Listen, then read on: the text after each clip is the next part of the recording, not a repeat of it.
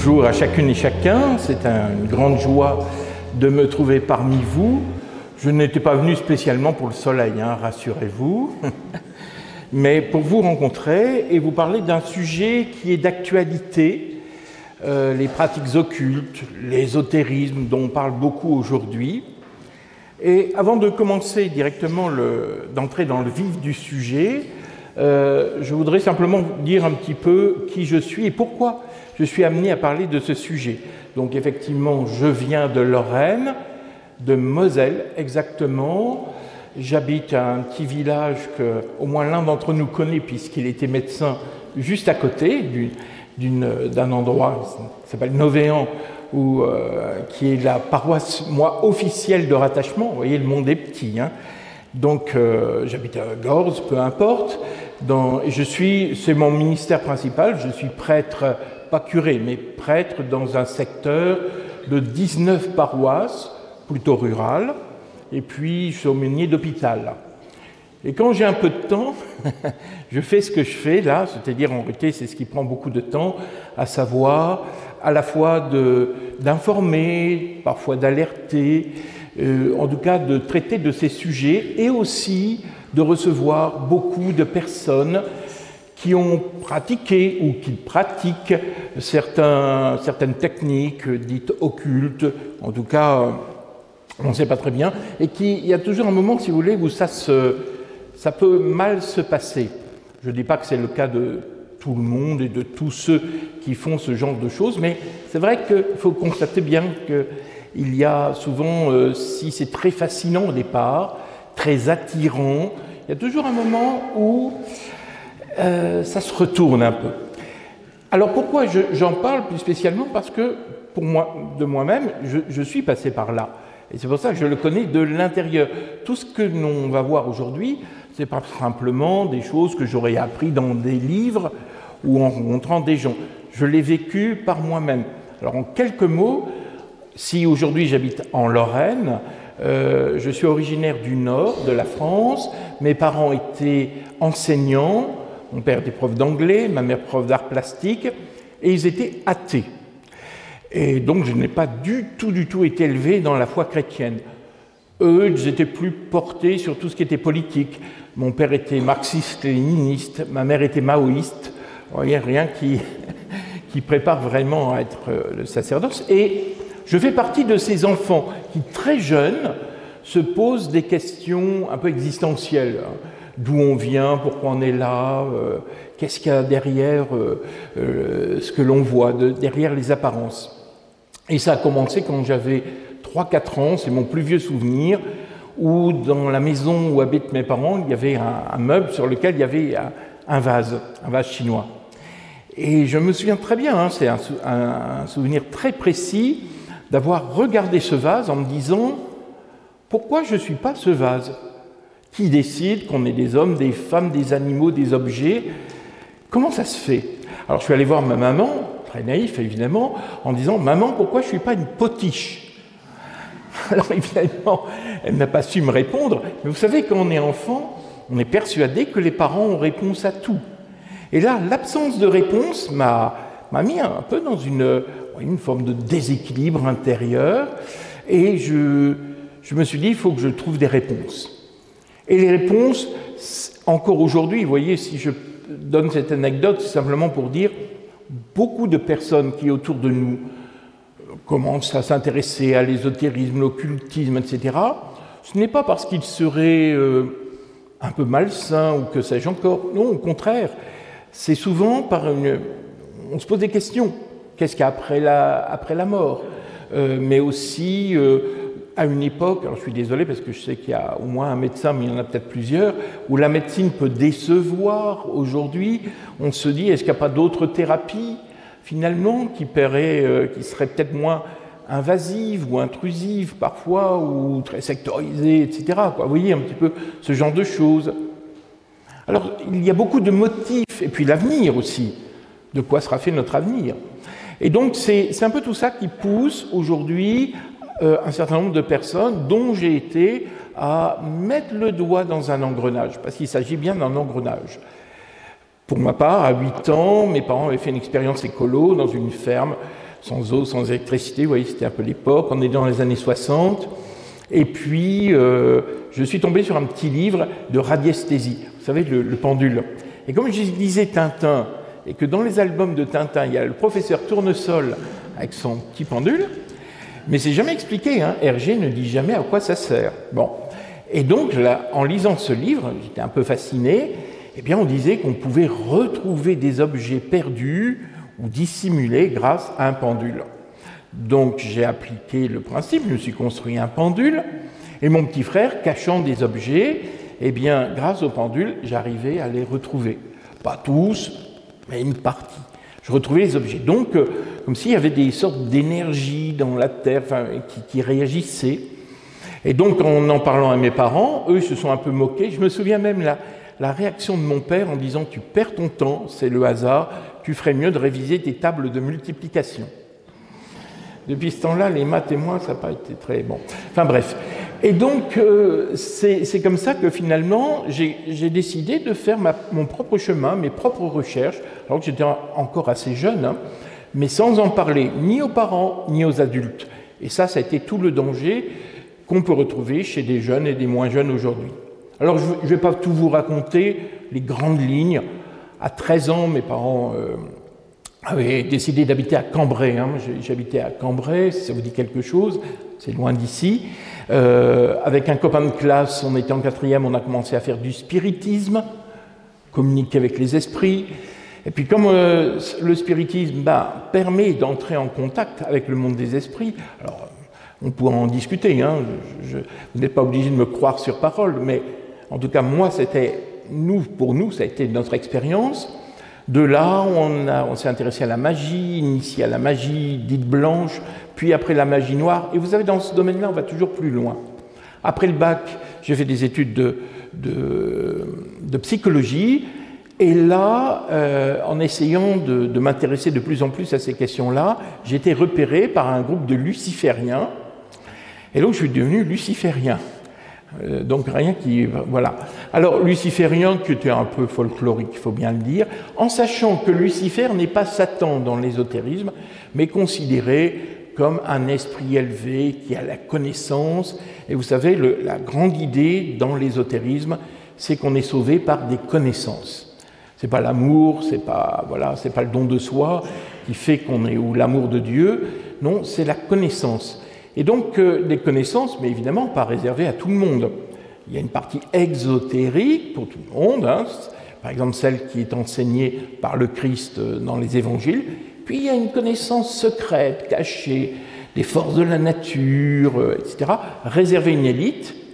Et finalement, on entre dans ce principe où il faut puiser cette connaissance, bien sûr à travers des livres et tout ça, mais aussi avec les esprits, dans un commerce avec les esprits. Alors je termine un peu, parce que c'est pas l'essentiel, simplement vous avez bien compris qu'aujourd'hui je suis converti, c'est en essayant de faire perdre la foi à un jeune homme c'était le seul chrétien que je connaissais. Il avait perdu son père quand il était en terminale d'un accident de la route, ça me semblait être une faille, et comme il parlait de la foi en Dieu, je pensais qu'il exploitait sa souffrance pour lui dire « Tu dis que Dieu est amour, que Dieu t'aime, mais regarde, il n'a rien fait pour te protéger ta famille, ni ton père. » Puis une fois déstabilisé, c'est ce que je pensais, hein, eh bien je lui aurais parlé d'un certain nombre de connaissances et je l'aurais entraîné, j'aurais joué les gourous, si vous voulez. Hein. C'était un peu ça mon intention. Mais finalement, Dieu m'attendait.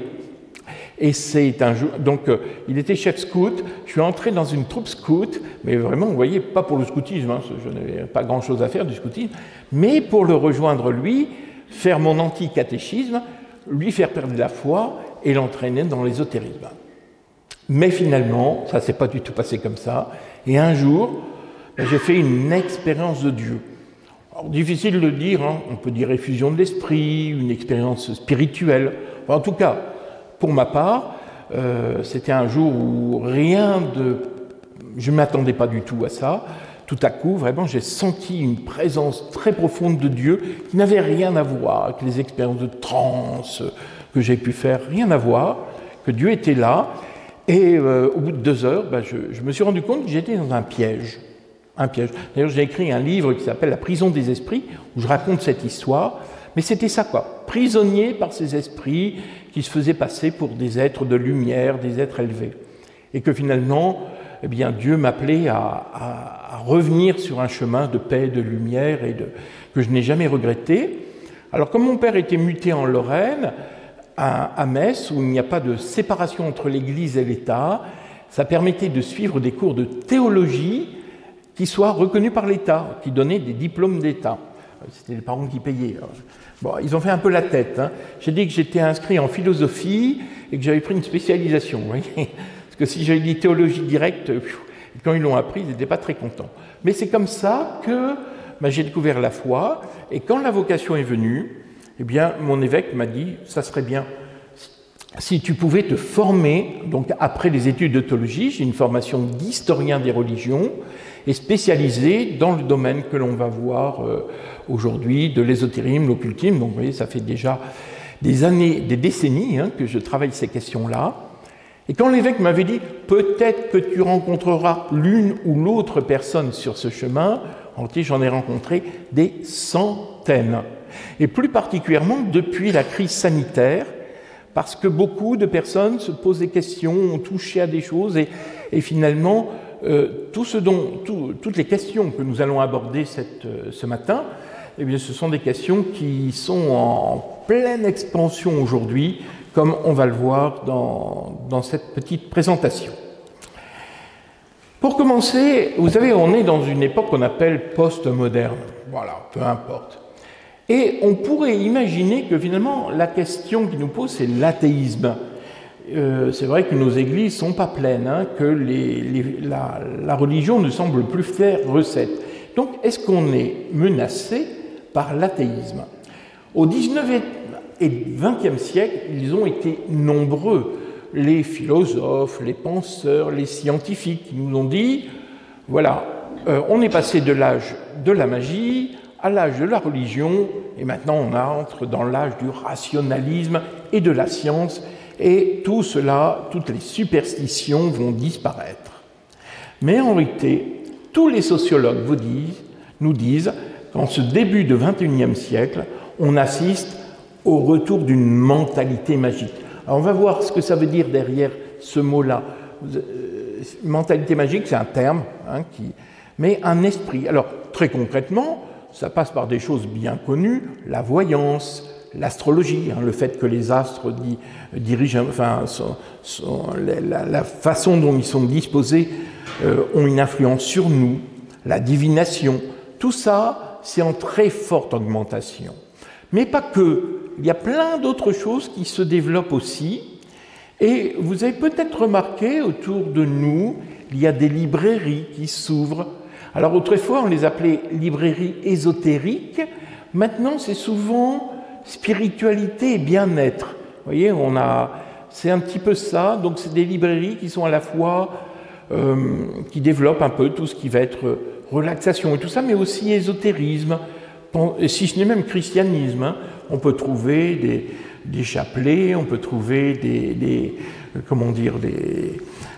des crucifix, des statues de la Vierge, à côté des boules de cristal, des pendules, etc. C'est très, très courant.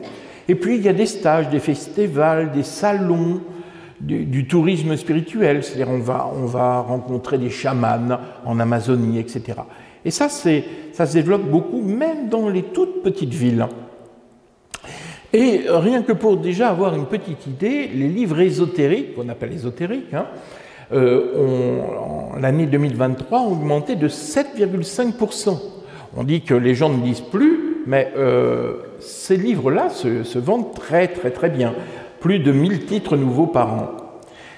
Et alors très curieusement, si longtemps c'était classé comme livre ésotérique, puis après spiritualité avec un S, ne cherchez pas la religion dans les grandes enseignes, là c'est à la FNAC, c'est dans une FNAC, le rayon religion il est réduit à peau de chagrin. Maintenant, c'est classé comme sciences humaines. Alors, sciences humaines, vous voyez ce que c'est, c'est enseigné d'abord, c'est la psychologie, la sociologie, la philologie, etc. Vous voyez, bon, eh bien, c'est considéré quasiment comme des parasciences.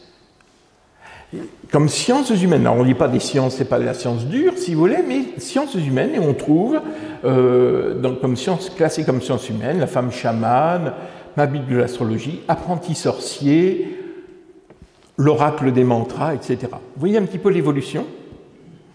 Et donc, pour un petit peu synthétiser un petit peu tout ce qu'on va dire ce matin, j'aime bien cette phrase de Chesterton. J'aime beaucoup d'abord cet auteur. C'est un auteur anglais qui s'est converti au catholicisme. Et il disait ceci il y a exactement un siècle, c'est en 1923.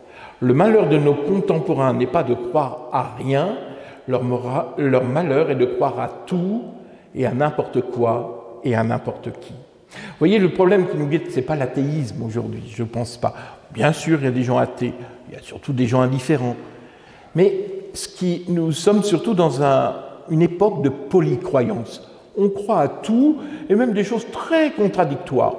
Et on fait souvent son marché, vous voyez, comme prenons un caddie, et puis on fait un bout d'hindouisme, un bout d'ésotérisme, et puis un bout de peu importe. Et on fait on crée sa propre conception, ses propres croyances. Alors, ce matin, on va voir deux parties. La première, on va faire un état des lieux. On va regarder un petit peu ce qui se développe. Je vais mettre de côté provisoirement tout ce qui est astrologie, magie, ésotérisme, etc., enfin, qui remonte à la nuit des temps, pour regarder plutôt ce qui, depuis ces 5 dernières années, les pratiques qui se développent. Pas toutes, je vais essayer d'aller vite parce que vous savez qu'on a la messe à midi, donc je dois réduire un peu mon intervention. Et puis, on verra les pratiques, donc, et puis après, on essaiera de regarder, comme chrétiens, quel regard on peut poser. Qu'en dit la Bible, qu'en dit l'Église, et en particulier, je vais regarder 3 grandes bases qui vont peut-être vous aider. Je prendrai un petit peu de temps, parce que ça me paraît important, à partir du yoga, du magnétisme et de la magie. Et puis après, en conclusion, ça sera les pratiques occultes. Finalement, quels sont les vrais dangers? Ce n'est pas toujours ce à quoi on pense. Alors commençons d'abord par... On va aller assez vite, hein, je ne vais pas trop vous accabler avec des chiffres, mais c'est vrai qu'il y a un essor énorme actuellement. Alors, quelques chiffres qui sont tirés de sondages qui ont été faits, donc qui sont officiels. C'est l'IFOP qui a fait ça, il y en a un qui date de décembre 2020, les Français des parasciences, et puis de mars 2023, les croyances des Français. Et ça a été fait d'ailleurs en parallèle aux États-Unis.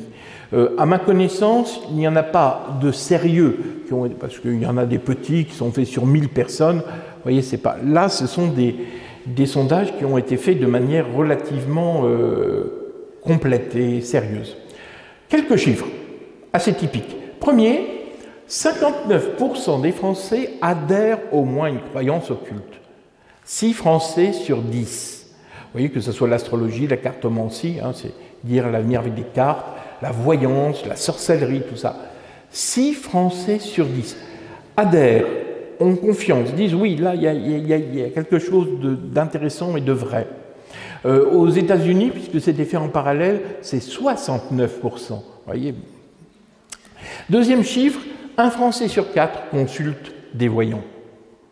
1 Français sur 4. Alors quand je dis voyant, c'est beaucoup sur Internet, hein, il faut le dire. Il y a toujours, bien sûr, des gens qui reçoivent chez eux dans des cabinets, etc. Mais 1 Français sur 4 essaye, et encore, ça c'est des chiffres qui ont été donnés par des gens qui ont bien voulu le dire, parce que je pense qu'il y en a beaucoup plus en réalité, mais qui ne veulent pas forcément l'exprimer. Et on constate une grande évolution de tout ça, des parasciences, depuis l'an 2000. Regardez par exemple l'astrologie, il n'était que 32% en l'an 2000 à croire que notre destin était dirigé par les astres. On en est à 41%. Et plus on est jeune, plus on y croit. Pour la plupart des jeunes, pour eux, c'est une science. C'est une science exacte. Autre chiffre, alors j'ai pris celui-là parce que même quand je faisais de l'occultisme, j'avais quand même du mal à croire que tout notre destin était gravé dans les lignes de la main. Bon, qu'on pouvait vraiment, que tout était écrit, il n'y avait pas besoin de faire d'efforts, voilà, notre ligne de chance, notre ligne de vie, enfin, etc. Tout était dans les lignes de la main. Ils étaient 17% en 2000, on est à 29%. 3 Français sur 10 pensent qu'on peut dire l'avenir dans les lignes de la main. Et 26% croient à la voyance ou à la numérologie. Alors j'insiste peut-être un peu sur la numérologie parce que depuis quelques années, je rencontre de plus en plus de chefs d'entreprise qui me disent quand ils reçoivent des CV, ne les lisent plus. Ils les reçoivent, mais finalement, ils disent oh, souvent c'est un peu bidonné. Moi, ce qui m'intéresse, c'est de prendre le nom de la personne et chaque, voyez, le nom et le prénom, chaque lettre correspondant à un chiffre, plus la date de naissance, vous additionnez le tout, vous réduisez l'ensemble du chiffre et il faut que ça corresponde au chiffre favorable à l'entreprise pour que vous soyez employé. Et il y a des gens connus dans ce domaine-là. C'est bon, vous voyez, c'est ça la mentalité magique. Autre chose, combien il y a de voyants, médiums, marabouts, tout ça en France? Alors c'est difficile d'avoir des chiffres exacts, mais plusieurs sources disent qu'il y a à peu près 100 000 astrologues, voyants, marabouts en France. 100 000 qui ont pignon sur rue, qui payent des impôts, qui sont officiels. Vous pouvez largement multiplier par 3 ou 4 ce chiffre, parce que la grande majorité sont des gens qui tirent à la maison. Vous savez, on vient à la maison, on vous tire les cartes, ou on fait des choses, voilà, ce n'est pas la profession principale. Alors vous allez dire, bon, 100 000, ma foi, c'est pas si énorme que ça au regard du nombre de Français. Mais si on le met en perspective, ça veut dire qu'il y a 8 fois plus de chances de tomber sur un voyant que sur un prêtre. En France, il y a 8 fois plus de voyants que de prêtres. Et autre chiffre également, qui est en perspective, celui-là peut-être encore plus intéressant, c'est qu'aujourd'hui encore, il y a 2 fois plus de médiums que de psychologues et de psychiatres en France. Et pourtant une profession qui s'est largement développée depuis 2014. 2 fois plus. Si au XIXe siècle, on avait besoin d'un conseil, on allait voir un prêtre dans un confessionnal, au XXe siècle, on s'allongeait sur un divan chez un psychiatre ou un psychanalyste, au XXIe siècle, on va voir un voyant. Alors évidemment, c'est un peu caricatural ce que je dis, c'est juste pour donner une petite idée. Dernier chiffre, et c'est celui qui m'inquiète le plus, c'est les jeunes. Et les jeunes sont très, très séduits par tout ce qui est ésotérisme, occultisme, etc. 70%. Et il y a eu plusieurs sondages, c'est le même chiffre. Bon, il faudrait voir aujourd'hui exactement, mais il ne bouge pas. Pour les 18-24 ans, 70% des jeunes sont attirés. Attirés, ne veut pas dire qu'ils pratiquent. Et pourquoi sont-ils attirés?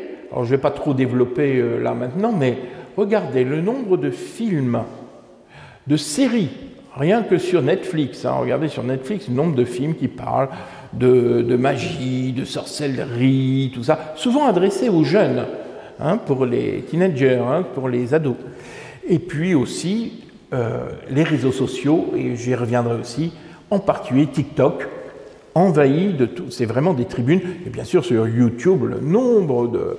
vous savez qu'aujourd'hui, les jeunes ne regardent plus la télé, comme nos générations, mais les plus jeunes, finalement, regardent essentiellement, voilà, ils sont sur YouTube. Et c'est là où ils ont des contacts avec l'ésotérisme qui pullulent et qui se développent énormément. J'avance un peu. Alors, qu'est-ce qui est le plus en vogue? Je vous ai dit, je mets de côté pour l'instant ce qui est le plus classique, les voyants, etc., les guérisseurs. Ce sont des tendances les 5 dernières années. Ce qui se développe beaucoup, ça va peut-être vous étonner ou pas, je ne sais pas, c'est le retour de la sorcière, de la figure de la sorcière et de la sorcellerie. Moi, je me souviens au début, quand je commençais à parler de ces sujets-là, on me disait « oui, attention, parce qu'il y a une bonne magie, magie blanche, positive, voilà, pour aider, mais moi, je ne fais pas de magie noire, je ne fais pas de sorcellerie. Ça fait peur. » Tout ça, c'est terminé.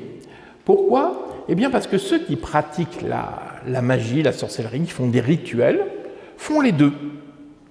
Et ils disent même que c'est absolument nécessaire de faire un équilibre entre de la magie blanche et de la magie noire, pour reprendre, entre la magie positive ou la magie négative. On passe de l'un à l'autre, l'essentiel étant d'équilibrer.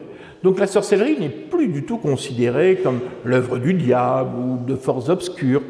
Ce ne sont que des polarités. L'essentiel, c'est de ne pas en faire trop de la magie noire. Alors on me dit, vous savez, c'est le yin et le yang. Vous avez peut-être déjà entendu ces expressions. Voilà, il faut équilibrer. On est dans cette vision et évidemment, on ne distingue plus la magie blanche de la magie noire. Et la figure de la sorcière a beaucoup évolué. Je regarde parmi vous, on n'est pas forcément, il n'y a pas beaucoup de jeunes ce matin. En tout cas, moi, ma génération, quand on parlait de sorcières, c'était ça, quoi. C'était les sorcières des contes, des dessins animés de Walt Disney, etc. Donc une vision archétypale d'une femme, voilà, laide, inquiétante, avec des verrues sur le nez. Je ne sais pas pourquoi on mettait toujours une verrue sur le nez des sorcières.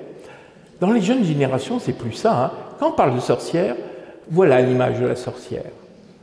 C'est la sorcière qu'il y a dans Harry Potter. Et en particulier, cette fille qui s'appelle Hermione Granger, bon, il n'existe pas, hein, c'est un personnage de fiction qui finalement, il ne faut pas oublier qu'Harry Potter est écrit par une femme. Et le vrai personnage principal, le plus intéressant, le plus fouillé, celui auquel on a le plus envie de s'identifier, c'est Hermione Granger. Harry Potter, il est souvent un peu balourd, c'est un garçon, hein, donc voilà. Mais Hermione Granger, elle est engagée, elle lutte, etc. Elle est vraiment un modèle, un vrai modèle. Et Harry Potter, qui s'est développé dans le monde entier, à la fois par les livres, mais aussi par les films, forcément a dû avoir un impact sur les croyances. Pourquoi? Parce que ça parle de bien, ça parle de mal, ça parle de la vie après la mort, ça parle de fantômes, ça parle... Vous voyez, on est dans un langage qui est spirituel, en réalité, dans Harry Potter. Et forcément, il y a, comme disait Marianne Chélan, des philosophes, Harry Potter a pu servir de guide spirituel, comportemental, dont la clé, comme dans toutes les œuvres marquantes, l'identification. Quand on est jeune, on s'identifie. Quand j'étais petit, je m'identifiais aux pirates, aux chevaliers, je ne sais pas quoi, hein, vous voyez, hein, pour simplifier. Maintenant, Harry Potter devient un vrai modèle, et d'ailleurs, beaucoup se déguisent, etc. Et l'identification, les sociologues commencent à s'y intéresser, ils ne peuvent pas encore savoir exactement l'impact que Harry Potter a pu avoir sur les croyances, mais en tout cas, ils sont d'accord pour dire ceux qui ont été les plus marqués, c'est les jeunes filles, plus que les garçons. Ce qui fait qu'il y a un certain nombre de gens, de jeunes filles, qui se déclarent sorcières, dont une grande partie en font profession. Je suis un tel et je suis sorcière. Actuellement, ce sont des jeunes femmes qui ont entre 14 et 30 ans, vous voyez, c'est cette génération-là. En même temps, des gens tout à fait intégrés dans notre société, branchés, comme on dit, actives, très présentes, vous voyez, dans certains engagements comme la cause animale, le féminisme, l'écologie, vous voyez, et en même temps se disant sorcières. Et où les trouve-t-on? Alors pas dans des roulottes, hein, comme avant, mais on les trouve sur les réseaux sociaux essentiellement, et en particulier TikTok et Instagram, où elles se présentent, où elles présentent des petites vidéos avec des rituels qu'elles vendent, évidemment. Hein, et donc, c'est là où elles se font connaître. Et il y en a des dizaines et des dizaines, dont certaines sont des stars. Par exemple, moi je suis cette petite Sarah. Sarah n'habite pas très loin d'ici, elle est niçoise. Et son histoire est très intéressante parce que elle raconte, hein, donc il y a des centaines maintenant hein, de vidéos. C'est une jeune femme très sympathique au demeurant, hein, qui était de famille athée et ses parents ont divorcé. Donc elle a essayé de se réfugier finalement, alors d'abord dans les croyances des dieux et des déesses de la mythologie grecque. Et en particulier, on voit, elle fait des coins prières, comme elle dit, où il y a une statue d'Hécate ou une statue de Minerve, et puis elle montre comment on fait comment on les prie, comment il faut les adorer, etc. Et en même temps, elle se dit sorcière, et donc elle poste des vidéos de sorcellerie depuis l'âge de 14 ans. Au point que, vous voyez, elle a quand même 1 400 000 abonnés, ce qui est énorme. Les jeunes rêvent d'avoir. Donc elle est abonnée, hein, c'est des gens qui regardent, dès qu'elle sort quelque chose, qui vont regarder. Donc c'est quand même pas n'importe quoi. Elle touche beaucoup de gens, plus d'1 million, 1 400 000. C'est énorme, hein, en réalité.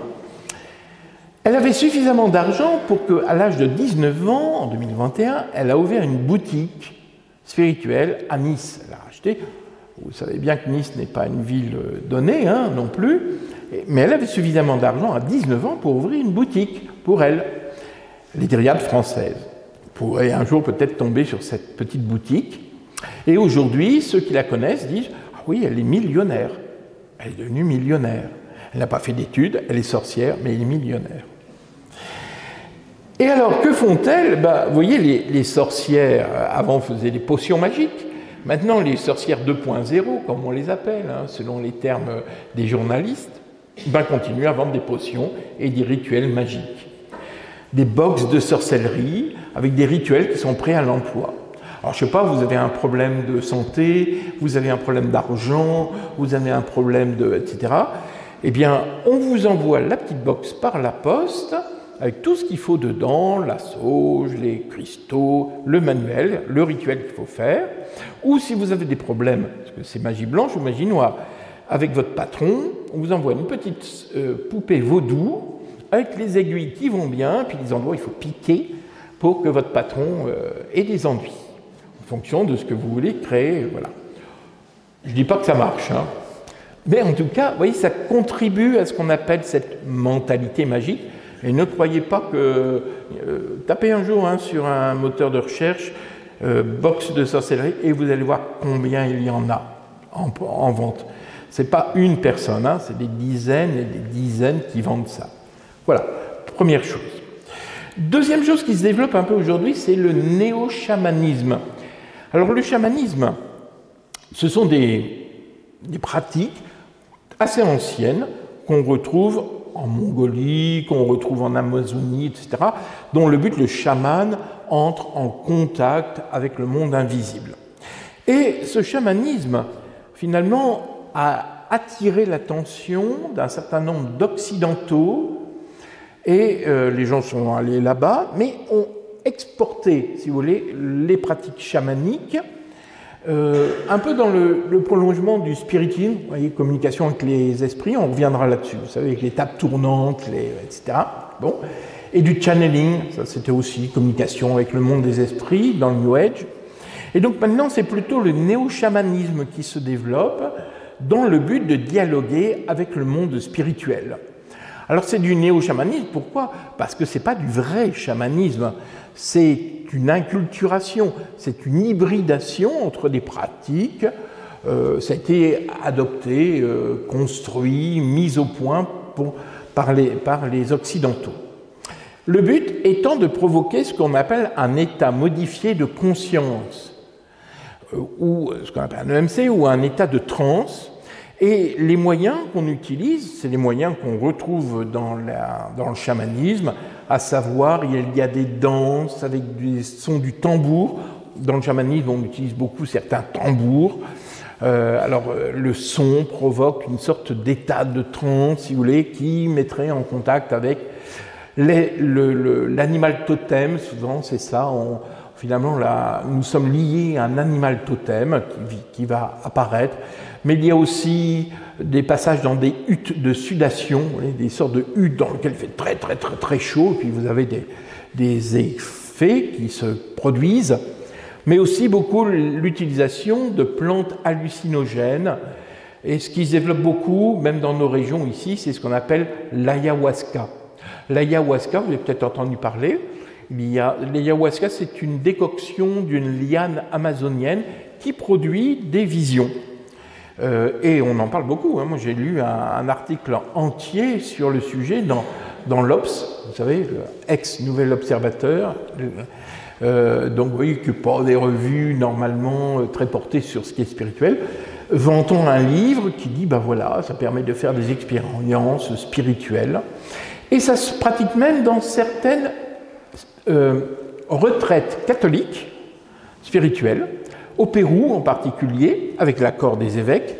En France, ça se fait, mais un peu sous le manteau, pour dialoguer avec son ange, avec les anges, avec la Vierge Marie, tout ça.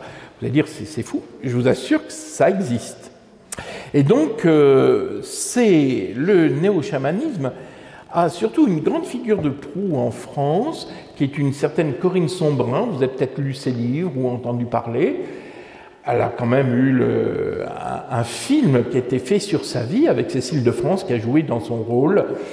Et elle est célèbre parce qu'elle a essayé elle essaie de concilier la science, la neurologie en particulier, avec ces traditions anciennes chamaniques, dans le but, non pas de découvrir qu'est-ce que c'est qu'un état de transe, tout ça on le connaît maintenant, non, c'est d'essayer de prouver scientifiquement qu'il existe un monde invisible, un monde des esprits. Et donc elle a un certain succès, elle est souvent invitée sur des plateaux de télévision, etc. En tout cas, voilà. Et ça développe, elle participe au développement du néo-chamanisme. Autre chose qui est en vogue, c'est un retour du spiritisme, même si le mot est moins employé, on parle plutôt de Ouija aujourd'hui, hein, peut-être que vous avez entendu parler, et de communication avec les défunts. Vous savez qu'au XIXe siècle, venant des États-Unis, la France a connu une vague de fascination par rapport aux communications avec les âmes des morts via des tables, on disait tables tournantes, tables sautantes. Oui, c'était aussi, alors plutôt dans une société élevée, pas que, mais avec Victor Hugo, Camille Flammarion, ouais, qui pratiquaient tout ça. Bon. Après, on est passé dans les années au XXe siècle, avec des formes peut-être plus faciles, parce que les tables, il faut l'avoir, c'était pas très pratique. Alors on a utilisé, vous voyez, le principe avec un verre retourné, des chiffres et des lettres qui sont en rond comme ça, puis on effleure, on ne pose pas le doigt pour l'avoir pratiqué, je peux vous dire, hein. On ne doit pas poser le doigt, sinon le verre ne va pas bouger, vous êtes à 1 ou 2 mm du verre, puis vous appelez un esprit et, sous une forme particulière, l'esprit ou des esprits qui agiraient sur le verre pour former des réponses à vos questions en formant des phrases, enfin des mots, des phrases, etc. Et puis on est passé aussi, alors ça fait longtemps, hein, début du XXe siècle, à ce qu'on appelle la table de Ouija. Et c'est ce qui s'est plus développé, vous l'avez là, vous l'avez peut-être déjà vu, c'est une planchette de bois sur laquelle est gravé toutes les lettres de l'alphabet, 8 noms, merci aussi, parce que on dit toujours, si on ne remercie pas les esprits, si on part sans les remercier, ils se vengent. Mais vous l'entendez souvent. Et puis il y a ce qu'on appelle une bulle. C'est une bille de verre en réalité qui est enchâssée dans un ensemble de bois, et vous posez votre doigt et puis voilà, et puis vous communiquez comme ça. Et donc ça c'est très développé. Il y a énormément de films sur le sujet où on voit l'utilisation de cette Ouija. Et comme moi je sais que ayant pratiqué le spiritisme, au début, ça faisait peur, en particulier aux parents, parce que c'était beaucoup les ados dans les années 70, 80, 90. Ils allaient dans une cave, ils allaient dans un grenier, etc. Puis ils sortaient de là terrorisés, ou en disant ben non, il n'y a rien qui marche, enfin, l'un ou l'autre. Hein. Bon. Mais aujourd'hui, c'est plus le cas. Aujourd'hui, ça ne fait plus peur à personne. Au point que les marchands de jouets ont repris cette pratique et vendent aujourd'hui comme jeu de société ces tables de Ouija. Vous avez ça en jeu de société, très facile à vendre. Et au moment de Noël, tout ça, il y a toujours quelques... Voilà. Ils l'ont mis, il y a une année, Auchan, hein, voilà, je l'énonce, Auchan l'avait mis en tête de gondole. Et puis, comme il y a eu des réactions, ils disent « oui, mais ça peut être dangereux », ils l'ont un peu caché. Mais vous trouvez ça très facilement. Moi, je sais que j'ai des amis, des paroissiens, hein, qui sont assez jeunes, qui ont des enfants, et puis ils m'avaient invité chez eux il n'y a pas très longtemps. Puis vous savez, il y a des armoires dans lesquelles on range tous les jeux de société, Monopoly, enfin tout ça. Et puis je voyais, parmi les jeux, il y avait le Ouija, le jeu de Ouija. Je dis, mais qu'est-ce que vous faites avec ça? Alors, ils m'ont dit, oh, quand le samedi soir il pleut, vous savez, en Lorraine il pleut beaucoup, hein, et il fait froid, et puis qu'il n'y a rien à la télé, il y a souvent rien à la télé, eh bien, on invoque les défunts de nos familles, et on parle avec eux. Des pratiquants, hein, sans prendre conscience que là, on touche à des choses qui, malheureusement, sont assez dramatiques, parce que, à la fois entre les risques psychologiques et les risques d'emprise démoniaque, vous savez qu'aussi bien, je travaille avec des psychologues, psychiatres, etc., me disent combien de personnes, de jeunes en particulier, qui ont pratiqué ça, et puis ça crée des traumatismes, ça crée des...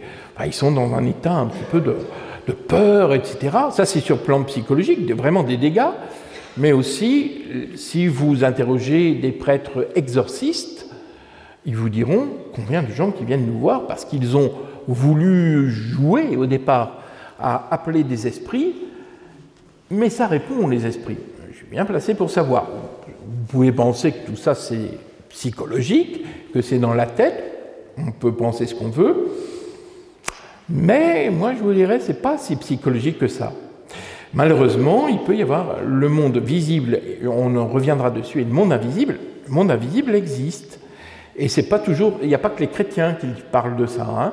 Vous savez, les ésotéristes, ceux qui pratiquent l'occultisme, savent très bien qu'il y a un monde invisible. Et il n'y a jamais de mise en garde. Il y a même dans un jeu de société, je vais plus dire la marque, j'ai même oublié, j'ai vérifié ça sur... où on dit c'est des jeux à partir de l'âge de 5 ans.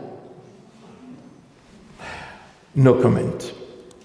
Autre chose aussi, alors c'est plus complexe ça. Vous savez qu'aujourd'hui, on est dans une société assez anxiogène et on a un besoin normal de relaxation. Le développement personnel est ce qui se vend le mieux, plus que des romans, hein, d'ailleurs. Vous savez, c'est le bonheur en s'ils sont. Il y a aussi beaucoup de thérapies alternatives qui ont pris des formes comme Reiki, sophrologie, massage ayurvédique, soins énergétiques. Alors l'énergie, c'est à tous les... Mais de quelle énergie parle-t-on, etc.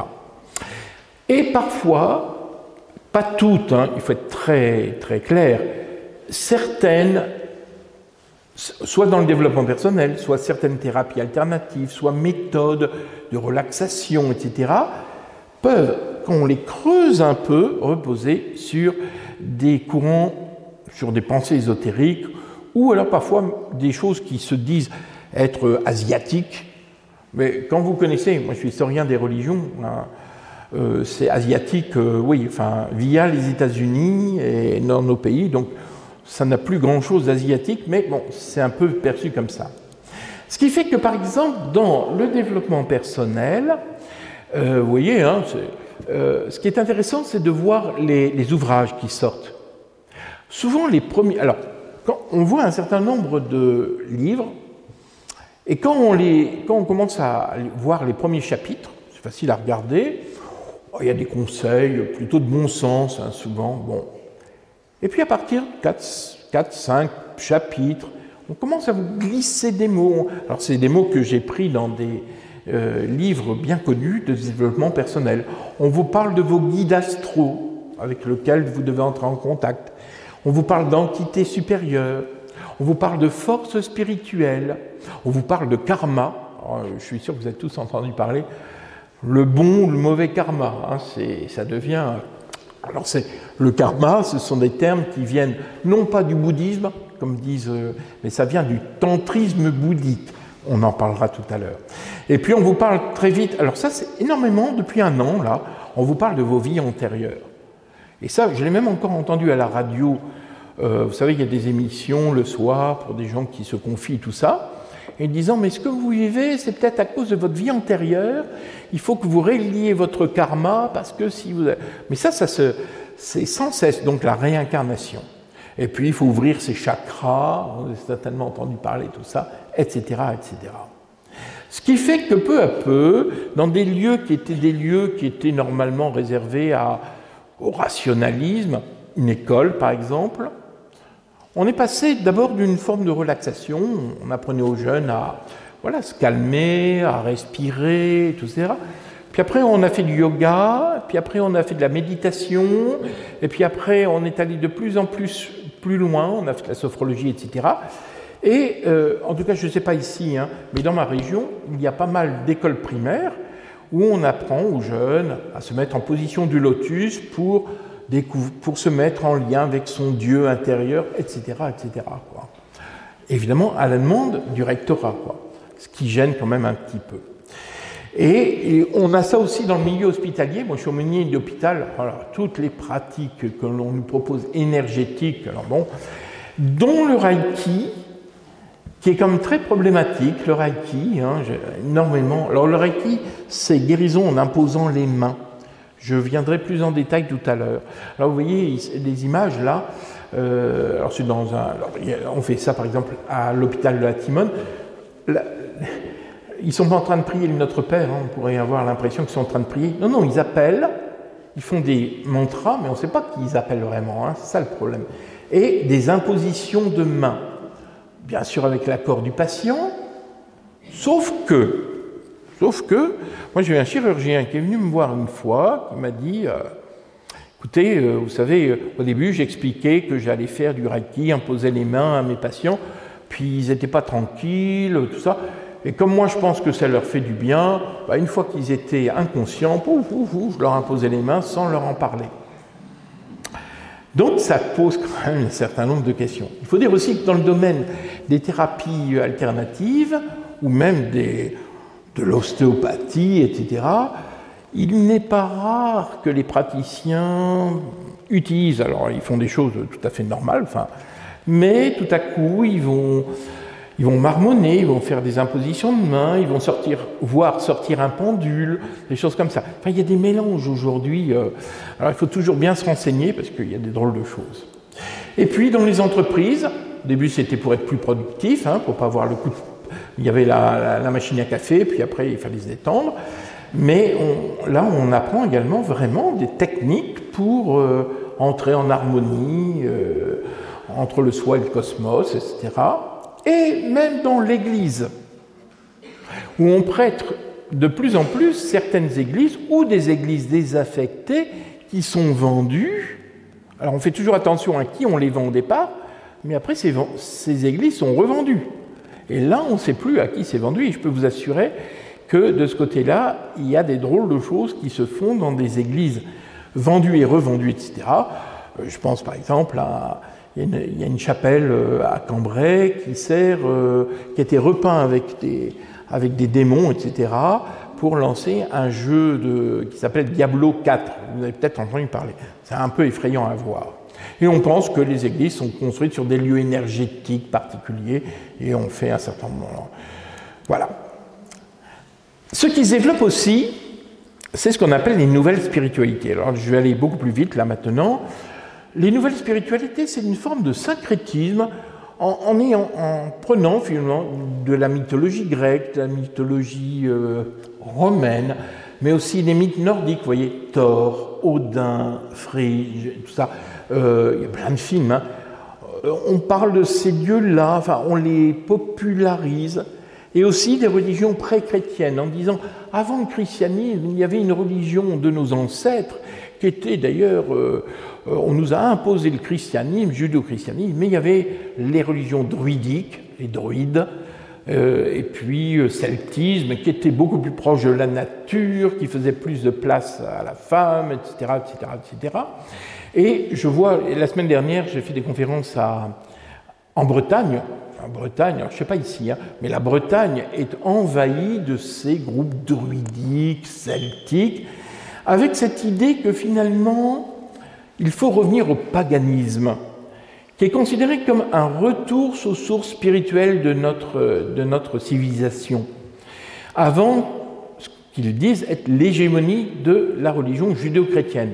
En gros, la religion judéo-chrétienne serait arrivée au 1er siècle et aurait détruit de manière assez violente les religions de Panoramix, hein, vous savez, comme, voilà, qui coupaient le dit et faisaient des gentilles petites religions druidiques.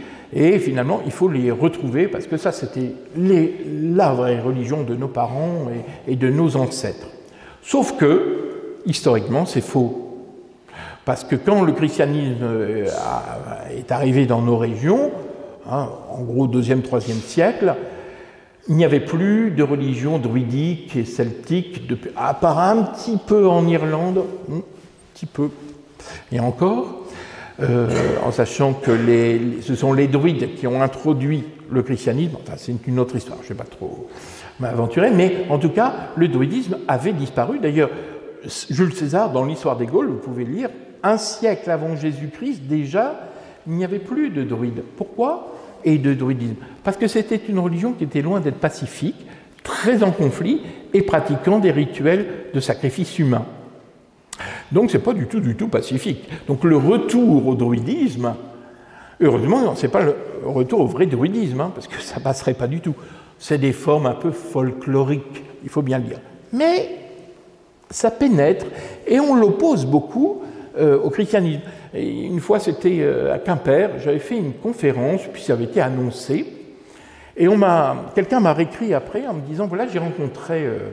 peut-être que vous ne le savez pas, mais au même moment et à la même heure, un groupe druidique, à 10 km de l'endroit où on faisait la conférence, avait fait une réunion avec les médias, etc., pour contrer ce qui allait être dit par un prêtre chrétien dans la cathédrale de Quimper. Vous voyez, donc il faut bien imaginer qu'il y a une vraie volonté en disant, oui, il faut revenir finalement à ces sources spirituelles que sont le paganisme.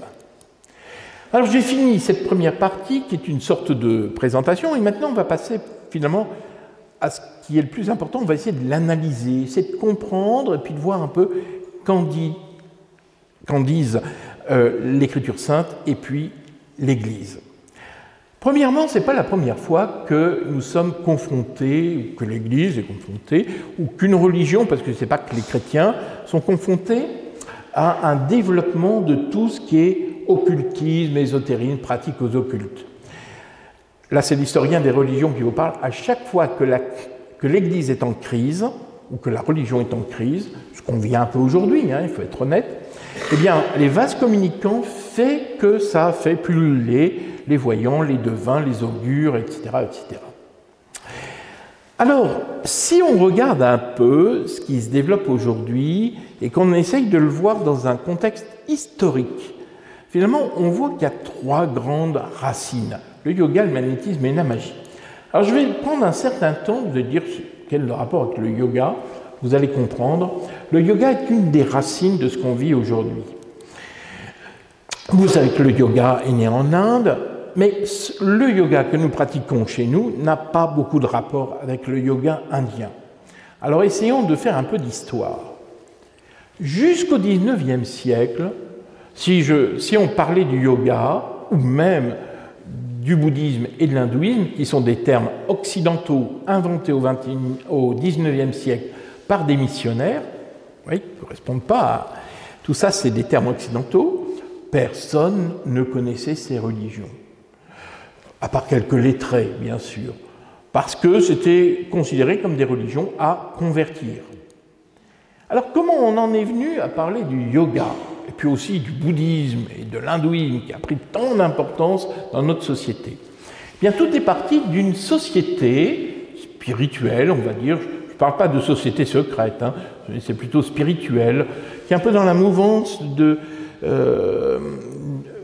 oui, qui est assez proche de tout ce qui est franc-maçonnerie, qui s'appelle la Société de Théosophie. Alors la Société de Théosophie a été fondée par une certaine Blavatsky, Elena Blavatsky, qui est une Ukrainienne, hein, vous voyez ça, son image, avec le colonel Olcott, vous voyez, c'est le beau barbu, en sachant qu'il est aussi colonel que moi je le suis. Hein. Bon, peu importe. Elena Blavatsky a d'abord s'est intéressée beaucoup au spiritisme, et du spiritisme, elle a fait le tour du monde, elle est allée en Inde, elle est allée en Égypte, etc., à la rencontre des religions, voilà. Et finalement, elle est arrivée à une conviction, c'est que finalement, il devait y avoir à l'origine une seule religion mondiale, originelle, et qui finalement était oubliée, et qu'il faut retrouver en regardant dans toutes les religions, aussi bien occidentales qu'orientales, les points communs entre toutes les religions, et de manière à pouvoir faire une religion supérieure qui englobe toutes les autres religions. Alors ça a eu un impact sur plein de domaines, là je vais juste rester dans le yoga. Et donc c'est la première fois qu'on a popularisé le bouddhisme et l'hindouisme. Et ça s'est passé exactement, les dates sont assez précises. Hein. En 1893, cette société de théosophie a organisé à Chicago le premier parlement des religions mondiales, où on faisait venir des religieux, des représentants des religions de partout. On n'avait jamais entendu parler de l'hindouisme et du bouddhisme, etc. jusque-là. Et il y a un certain Swami Vivekananda qui n'est pas n'importe qui. C'est un Indien, et vous savez que l'Inde était sous tutelle britannique. Lui fait partie des classes des brahmanes. Donc, vous savez, il y a des classes, et donc il fait partie de la société plutôt riche, cultivée. A été donc formé dans des écoles anglaises, également chrétiennes, et il connaît parfaitement la mentalité occidentale, mais aussi la Bible et le christianisme. Il le connaît très bien. Et en même temps, il est de famille de brahmanes. Il connaît très bien sa religion. Mais vous savez, le brahmanisme, ce qu'on appelle l'hindouisme littéralement, c'est très compliqué. Hein, si je vous expliquais un peu ce que pour nous, c'est assez difficile à comprendre parce que c'est assez loin de la manière dont on exprime les choses d'un point de vue religieux.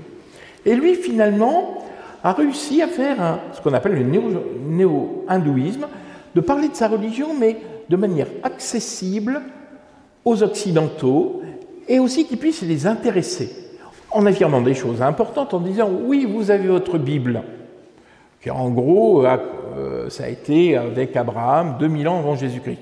Nous, on a les Védas 3000 ans avant Jésus-Christ. Donc, vous voyez, dans des peuples qui étaient sous domination étrangère, c'est une manière de dire, attendez, hein, vous venez avec votre Bible, vous venez avec votre christianisme et tout ça, mais nous, on a une religion très intéressante. Et il va avoir un grand succès, et c'est lui qui va parler la première fois du yoga. Alors, qu'est-ce que c'est que le yoga indien? Je vous le résume très rapidement. S'il faut résumer, c'est une voie religieuse. C'est une des pratiques. Il y a plusieurs pratiques, il y a des cultes, on peut méditer, etc. Mais là, c'est une des formes, une voie religieuse dont le but est d'atteindre l'illumination, je vais le préciser, par la méditation, et uniquement la méditation. Il n'y a pas d'histoire de corps, de position, pas du tout. Pas du tout. En tout cas, pas tout de suite. L'idée, c'est donc de permettre un éveil. Et qu'est-ce que c'est que l'état d'éveil?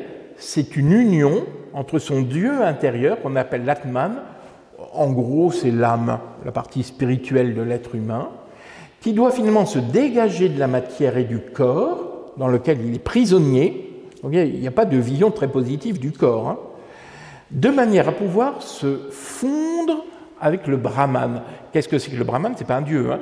Le Brahman, c'est l'absolu, l'incréé, l'éternel, le grand tout, si vous voulez. Donc il faut que la partie spirituelle se fonde dans le grand tout. On y arrive par différents états, dont le dernier est appelé le samadhi, qui est la réalité ultime. Donc pour qu'on soit bien clair, le yoga indien n'a jamais été une gymnastique. Pas du tout. Encore moins une recherche de relaxation. Et elle ne connaît qu'une seule position du corps dans le yoga, la position assise. Pourquoi? Parce que c'est plus facile de méditer assis, tranquillement, enfin assis ou accroupi, enfin, vous voyez, comme ça, pour laisser le corps se reposer, que sur un pied, si vous voulez. Vous voyez. Donc le corps, il y a une position dans le yoga, assis. Et puis également, cette idée d'un corps, la position du corps, c'est très très tardif. Vous voyez, on dit, quand vous allez sur des sites, allez voir, hein, qui parlent du yoga, on dit tradition, 3000 ans d'existence, bimillénaire, etc. Pas du tout. La position du yoga qui utilise les positions du corps, ça date du XIIe siècle après Jésus-Christ. XIIe siècle après Jésus-Christ, un type de yoga qu'on appelle le Hatha Yoga, qui veut dire le yoga de l'effort, où on trouve quelques postures corporelles. Quelle était l'idée? C'était finalement d'aller plus vite au samadhi, de permettre finalement à l'atman de plus vite rejoindre le brahman, finalement en forçant le corps, en le maltraitant d'une certaine manière, pour libérer plus facilement l'atman et arriver au samadhi. Vous voyez, c'est une manière d'y aller, mais de manière plus énergique, en faisant un peu de mal au corps, il faut bien le dire. Et puis, le yoga, c'est d'abord et avant tout une voie de libération. Parce que pourquoi on veut atteindre ce samadhi? Eh bien, c'est parce qu'on veut se débarrasser du corps. Contrairement à ce qu'on croit, parce qu'on dit toujours le christianisme, on ne fait pas de place au corps, etc. Alors que dans le bouddhisme, dans l'hindouisme, dans le yoga, on fait une grande place au corps. C'est complètement faux. C'est l'inverse. Pourquoi? Parce que la délivrance qu'on recherche, le salut, nous on dirait, hein, eh bien, c'est de se libérer du cercle infernal, du cycle infernal des réincarnations. On ne veut plus on ne veut plus se réincarner. La réincarnation, c'est une punition. C'est une punition qui est infligée et on veut se débarrasser de cette fameuse loi du karma. Parce que pourquoi on se réincarne? Parce que notre karma est globalement négatif et hop, on refait un petit tour de punition dans la matière et dans le corps. Pas du tout comme ça qu'on exprime les choses en Occident, hein, vous vous rendez compte. Hein. Le yoga va se transformer, alors c'est encore des petites techniques, mais c'est pour que vous compreniez bien. À partir entre le 5e et le 10e siècle, après Jésus-Christ, hein, bien sûr, le yoga d'abord il va entrer dans le bouddhisme, et puis donc, mais aussi il va rencontrer ce qu'on appelle le tantrisme. Alors oubliez le tantrisme tel que certains occidentaux un peu en ont fait des histoires sexuelles, c'est pas ça le vrai tantrisme. Le tantrisme c'est un ensemble de pratiques, mais réservé aux initiés, pas pour tout le monde. On apprend petit à petit, c'est ça qu'on appelle l'ésotérisme, hein, où on doit maîtriser des énergies actives, féminines et masculines, mais aussi des pratiques magiques, des exercices de visualisation d'images. On va retrouver ça dans le New Age, par exemple. Hein. Mais aussi la répétition des mantras. Vous voyez, ça ne vient pas du bouddhisme, hein, ça vient du tantrisme. Le mantra, vous savez, c'est des phrases, des syllabes qui ont en elles-mêmes un pouvoir particulier de vous mettre en contact avec le monde des esprits. Hein, on connaît bien le Om, ou Om Mani Padme Hum, etc., mais il y en a plein de mantras. Dans le but d'atteindre cet état de plénitude. Et c'est là où on va commencer à découvrir mais vous voyez, seulement à partir du 5e, 10e siècle, on va avoir ces notions de chakras. Vous savez, les chakras, c'est des sortes de... Alors, en Occident, si vous regardez, on va vous dire ce sont des nœuds énergétiques que vous avez le long de la colonne vertébrale, qui passent du bas de la colonne vertébrale jusque... Alors, vous avez un corps supérieur, parce que votre corps est tellement intéressant. C'est pas sur votre corps, hein, c'est sur un autre corps, jusqu'au dernier qui est au sommet de la tête, et puis il y a différentes... Et il faut ouvrir ces chakras. Et c'est la même chose avec la Kundalini, qui est une forme d'énergie comme un serpent qui doit se délever pour monter. Bon. En réalité, originellement, la représentation, ce sont des fleurs de lotus qui sont porteuses, qui sont des lieux d'habitation de dieux et de déesses hindous. Il faut donc, qu'est-ce que c'est ouvrir le chakra? C'est réveiller les déesses et les dieux pour qu'ils puissent agir sur nous. C'est ça le vrai chakra. Pas du tout les trucs de nœuds énergétiques ou je sais pas quoi. Ça, c'est ce que nous, on en a fait. Et c'est à partir de là que aussi le yoga va avoir une autre dimension, c'est le pranayama, des exercices de souffle. Alors là, j'insiste un peu parce que on dit mais c'est très bien, avec le yoga, on apprend la respiration. Non, pas des exercices. C'est très bien la respiration. Je sais que moi, quand je prie, je prends le temps de m'apaiser, voilà, je respire tranquillement parce que c'est plus facile. Enfin, je veux dire, quand on a couru tout le temps, il faut s'apaiser. C'est pas des exercices de respiration, mais de souffle. Plus exactement, il faut utiliser le prana. Alors, qu'est-ce que c'est que le prana? C'est ce que nous, on appelle les énergies. Alors, énergie spirituelle, évidemment. En Chine, on l'appelle le qi, dans le taoïsme, ou le qi. Voilà. Alors, une sorte d'énergie spirituelle qui traverserait, parce que tout serait, alors, une sorte de, en réalité, divin, hein, une sorte d'énergie divine, spirituelle, qui nous enveloppe. Et donc, dans le yoga, les exercices de souffle de pranayama, c'est présent dans l'air, donc doit nous purifier, doit purifier le corps et l'esprit. Et le but étant, le père Verlaine, pour ceux qui connaissent, en a très bien parlé, parce que lui est passé par là, où il faut faire surtout de l'hypoventilation, c'est-à-dire respirer le moins possible. Vous savez, il y avait les fakirs qu'on prenait même pour des gens qui étaient capables, qu'on prenait pour des morts, parce qu'on apprend à respirer le moins possible, ou au contraire, d'hyperventilation. Or, si vous suroxygénez votre cerveau, ou si vous le privez d'oxygène, forcément, ça va avoir un effet sur votre cerveau. Hein, je pense, hein, non, il ne dit rien, le médecin.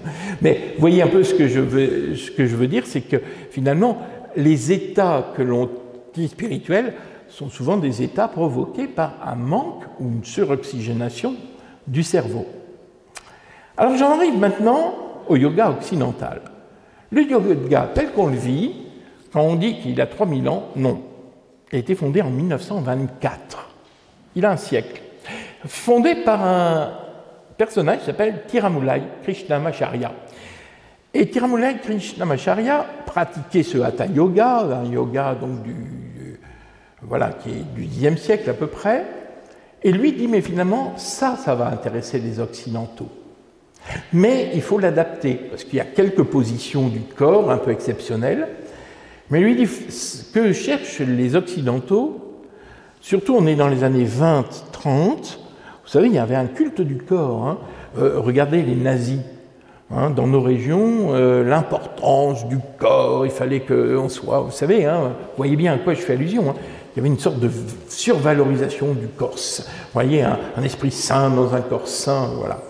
Et lui va utiliser ça et va faire un type de yoga qui est le sien, où il va mélanger quelques positions du hatha yoga avec du culturisme et de la gymnastique suédoise, qui était très présent en Inde, puisque l'entraînement militaire des Britanniques utilisait à la fois le culturisme et la gymnastique suédoise. Et il va inventer, à ce moment-là, il va donner, alors pas lui spécialement, mais les autres, des noms un peu poétiques, salutation au soleil, position de la cigogne, etc., ce que l'on vit, qui en réalité n'a rien à voir, a été inventé de toutes pièces il y a à peu près un petit peu moins d'un siècle maintenant. Marie Corr, qui est une spécialiste de l'histoire du yoga, raconte que dès que le yoga s'exporte, il est marketé pour les Occidentaux, on le rend plus physique, on gomme les aspects religieux, on le vide de tout ce qui est religieux comme on viderait un lapin, tout en lui donnant une patine traditionnelle, on garde les termes, et on en fait une source de bienfait, voire une alternative à la médecine, ce qui n'est absolument pas normalement. Et l'évolution, elle est dans les années 60-70, parce que vous savez, c'est l'époque où les Occidentaux vont être attirés par l'Inde, Katmandou, etc. Regardez les Beatles qui, en 68, vont aller dans des ashrams. Hein, donc c'est le moment où on va être attiré par l'Inde. Mais ce qu'on ignore, c'est qu'il y a exactement le même mouvement, mais dans l'autre sens, pas de tout le monde, de yogis qui sont invités, en particulier aux États-Unis, en Californie, plus exactement même encore à Hollywood, par des starlets, etc., qui ont leur yogi personnel qu'on voit à ce moment-là, qui sont mis un petit peu en avant, et ils s'installent à ce moment-là aux États-Unis, mais ils en profitent, eux, pour donner un enseignement plus traditionnel. C'est très bien de faire du sport, mais c'est là où ils enseignent la méditation. C'est là où on voit l'importance de la méditation, et puis aussi du pranayama, et puis aussi de l'hindouisme, etc. Et que petit à petit, ils vont proposer des démonstrations, puis ils vont faire des cours payants, ouverts à tout le monde, sauf que le yoga n'est plus simplement de la relaxation, mais ça devient un moyen de transformation spirituelle. Et de plus en plus, le yoga, c'est ça. Quand on commence du yoga, moi je vois dans ma paroisse et tout ça, les gens, c'est vraiment un désir en disant « oui, c'est mieux que la gymnastique parce qu'il y a un côté, ça remonte à des traditions anciennes, il y a une sagesse. » Vous voyez, on est attiré par le côté un peu exotique, quoi. Et puis finalement, à partir de là, tout doucement, on va vous donner un enseignement. On va vous parler, finalement, on va vous donner un enseignement hindouiste revu et corrigé, bien sûr. Puis à partir de là, vous allez plus loin. Alors vous faites du Nidra Yoga, du Prana Yoga, vous faites du Kundalini Yoga, enfin, toutes sortes de formes. Regardez sur Internet, tous les yogas qui introduisent essentiellement des techniques magiques et initiatiques de tout ce qui est, non pas du bouddhisme et de l'hindouisme, mais qui est vraiment du tantrisme, qui est tout à fait autre chose.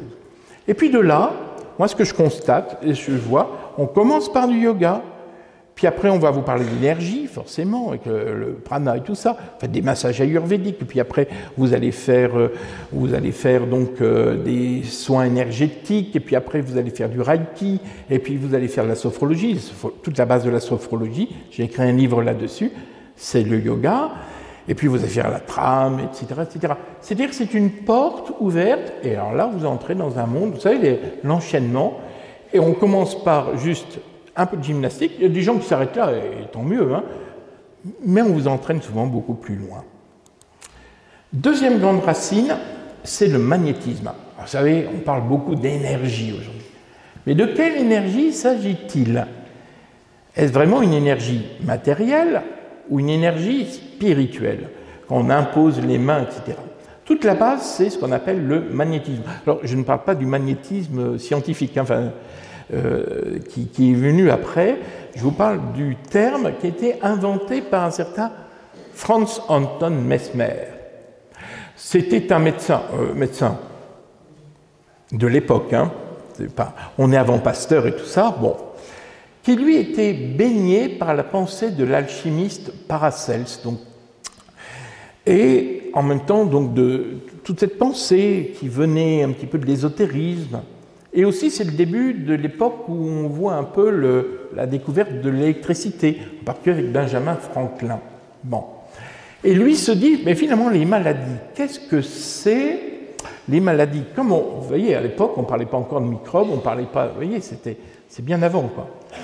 On parlait jusque-là des humeurs. Vous savez, on avait 4 humeurs, et parfois, on avait des mauvaises humeurs. Il fallait retirer, il fallait faire des purges, il fallait faire des saignées, il fallait faire des lavements. Bon, c'était toute la pensée qui remontait à la Renaissance. Bon, d'équilibre. Et là, on venait avec Paracels et tout ça, dire non, non, c'est pas que des humeurs, c'est de l'énergie. C'est une forme d'énergie. Alors, c'est un mot moderne, hein. Vous voyez, cette énergie qui circule à travers nous et qui parfois se bloque.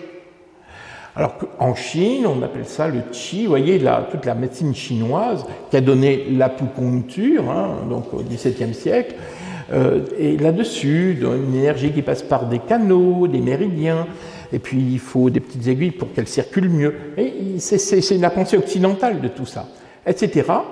Et donc il pense qu'on peut soigner, finalement c'est une question, si on est malade, c'est que l'énergie circule mal.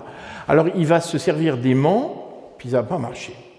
Puis il va découvrir une chose, il va se dire, mais dans l'Évangile, Jésus guérit en imposant les mains. Et il va imposer les mains comme Jésus, et il va dire que, tiens, en imposant les mains, ça semble marcher. Il y a quelque chose qui se passe. Je sens même de l'énergie, ça chauffe, etc. Et donc, il va appeler finalement ce que l'on peut manipuler par imposition des mains, il va appeler ça le magnétisme animal, cette énergie. Animal, c'est pas la bête, c'est pas la bestiole, hein. Animal dans le sens latin, l'âme, une sorte d'âme du monde, si vous voulez. Et donc, il fait un peu comme Jésus, finalement. Et c'est comme ça que, à partir de cette pensée qui est née au début du XIXe siècle, fin du XVIIIe, eh bien, toutes les autres formes vont reprendre un peu, mais sous des formes modernisées. Les thérapies quantiques, les soins énergétiques, vibratoires, la biorésonance, la réflexologie, le reiki, le shiatsu, les massages ayurvédiques, etc., etc. Tout repose sur cette pensée que l'on peut manipuler, alors soit par imposition des mains, soit en trouvant des moyens, alors des bâtonnets d'encens que l'on posait, enfin, toutes sortes de méthodes pour faire circuler cette énergie. Mais ce qui est le plus développé, vous le savez bien, c'est l'imposition des mains. Et c'est ce qui nous intéresse le plus. Pourquoi? Parce que c'est le détournement d'un geste religieux.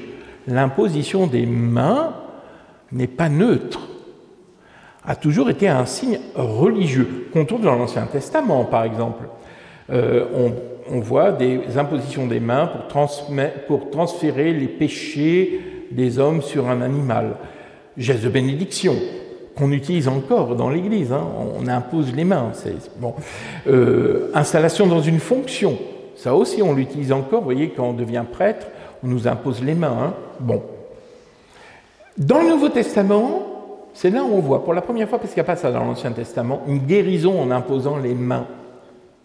C'est Jésus qui bénit les enfants, d'une part, et qui guérit les malades en imposant les mains. Mais c'est propre à Jésus. Mais attention, cette imposition des mains qui est demandée, d'ailleurs, que Jésus demande aux disciples, c'est toujours un signe. Ce n'est pas l'essentiel, c'est un signe. Regardez cet extrait de Marc 16. Proclamez l'évangile à toute la création, voilà l'essentiel, et voici les signes qui vont accompagner ceux qui deviendront croyants. C'est-à-dire, on annonce, et un peu comme en vérification, en confirmation concrète que le royaume est en marche, eh bien, en mon nom, ils expulseront les démons, etc. Ils imposeront les mains aux malades et les malades s'en trouveront bien. C'est donc pas un signe essentiel, c'est le signe d'une guérison beaucoup plus profonde qui accompagne finalement l'annonce du royaume. Je reviendrai encore dessus, mais je vous le dis tout de suite, vous voyez, quand Jésus guérit un malade, un aveugle, etc., c'est pas simplement parce qu'il y a eu des privilégiés qui ont eu la chance, parce qu'avec tous ceux qu'il avait, il n'a pas guéri tout le monde. Pourquoi? Parce que ce n'est pas la guérison qui compte, pas la guérison physique. C'est le signe d'une guérison beaucoup plus profonde. Quand il guérit un aveugle, il guérit également de la cécité spirituelle, de ce qui nous met, où on n'a plus de sens à notre vie. Quand il guérit un paralytique, il redonne mobilité. Toutes les guérisons sont signes d'une guérison plus profonde, d'une maladie plus profonde, pourrait-on dire, qui est le mal, qui est le péché, qui est la mort. Jésus n'est pas un guérisseur, c'est un sauveur. Et c'est ça qui est important. Or, on va récupérer ça, par exemple, dans le Reiki. Je reviens encore au Reiki. Le fondateur, c'est un certain Mikao Usui, et qui, lui, écrivait ceci: « Le Reiki apporte l'expérience de la guérison. Aux chrétiens, cela ne manquera pas d'évoquer les multiples impositions des mains de Jésus-Christ, le plus grand guérisseur de tous les temps. » Vous voyez, Jésus n'est pas vu comme un sauveur, mais comme un guérisseur. C'est une sorte de... Parce qu'il sait bien manipuler le qui. Voilà, parce que Jésus, c'était un super guérisseur, et finalement, lui, il dit, on est dans la suite de Jésus. Il serait grand temps de reconnaître en Jésus guérisseur et sauveur. Vous voyez, ce qui était un signe devient comme si Jésus était venu uniquement pour faire ses guérisons, parce qu'il savait bien manipuler le qui en imposant les mains. Mais c'est toujours, ça tout le monde le sait, même Mesmer disait bien que c'est un appel. Ils ont bien conscience que c'est un geste, comme nous, quand on appelle l'Esprit Saint. Quand on impose les mains, je veux dire, c'est pas nos mains, hein, c'est un signe d'appel d'une réalité spirituelle. Alors dans le Reiki, qui appelle-t-il? Alors c'est très clairement, ils font des mantras, donc des syllabes, des phrases sacrées qui sont dotées d'un pouvoir spirituel. Et c'est là qu'on nous dit, oui, on manipule de l'énergie, même chose pour le magnétisme, sauf que c'est une énergie qui va obéir à nos ordres ou à nos appels. Vous voyez, elle n'est pas neutre. Si moi je dis électricité, déplace-toi pour te mettre dans cette lampe, je veux dire, il est complètement malade. L'électricité, elle n'écoute pas, elle n'obéit pas à ce qu'on lui demande. Et là, regardez, j'ai trouvé dans un site les traductions de ce qu'il est dit. C'est j'appelle l'énergie ici et maintenant. Énergie, bien, que l'énergie universelle afflue en ce point, place tous les pouvoirs de l'univers ici.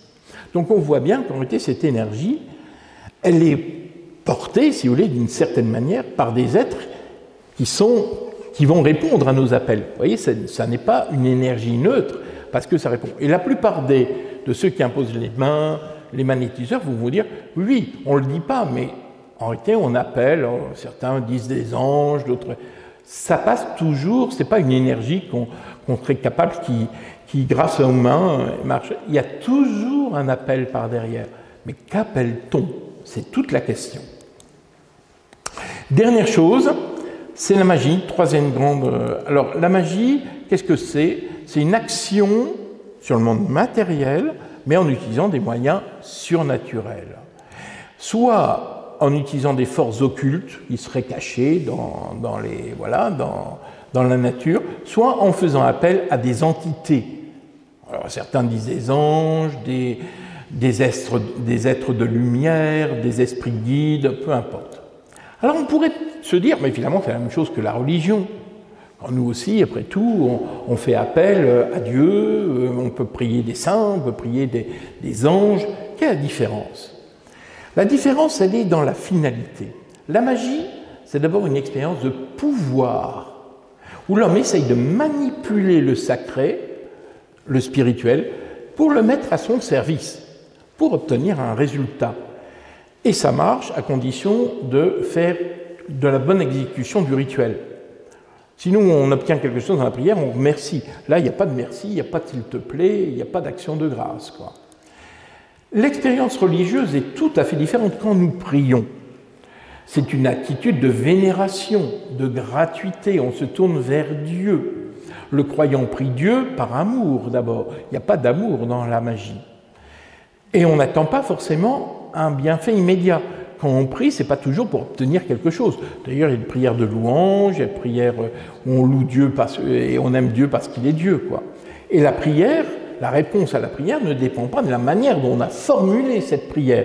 Il n'y a pas d'automatisme. Vous voyez, si vous priez pour un malade et que le malade n'est pas guéri, vous n'allez pas dire « Ah, c'est que j'ai dû mal faire ma prière, il y a peut-être un mot que je n'ai pas bien prononcé. » Vous voyez la différence, quoi. Ce n'est pas ça qui compte. Alors, pour synthétiser un peu les choses, la prière est soumise à, finalement, la volonté de Dieu. On s'adresse à une personne libre, qui est Dieu. Que ta volonté soit faite. Alors que dans la magie, quand on fait un rituel magique, qui peut ressembler en un premier temps, qui peut sembler être quelque chose de religieux, d'ailleurs certains disent que ce sont des prières secrètes, vous voyez, on fait un amalgame, c'est que ma volonté soit faite. Si Dieu répond librement comme il le veut, de manière, et que notre foi ne dépend pas de la réponse à nos prières, pour la magie, on attend un résultat automatique. Et s'il n'y a pas de résultat, c'est que le rituel a été mal fait ou que le sorcier n'est pas très doué. Et la réponse aux prières, aussi, a toujours pour but d'un progrès spirituel. Ce que l'on vise, c'est que nous grandissions en amour, en paix, en partage, en amour de Dieu, etc. Le Christ n'est pas un guérisseur, mais c'est un sauveur. Alors que là, il n'y a pas de recherche. Quand vous faites un rituel magique, il n'y a pas de recherche spirituelle. Hein. Ce n'est pas pour un progrès spirituel. On recherche quelque chose de très, très matériel. La magie, c'est très matérialiste. Et il faut bien faire la différence entre ce qu'on a... Parce que les gens confondent très souvent prière et une incantation. Le dictionnaire Larousse est très clair. Une prière, c'est une élévation de l'âme vers Dieu, on l'exprime son adoration, ses remerciements, pour obtenir des grâces ou des faveurs. Ce que certains appellent prière, mais qui n'est pas une prière, qu'on appelle incantation, qu'est-ce que c'est qu'une incantation? C'est une formule magique. Elle peut être récitée, elle peut être psalmodiée, elle peut être chantée. C'est pour ça que ça ressemble à une prière.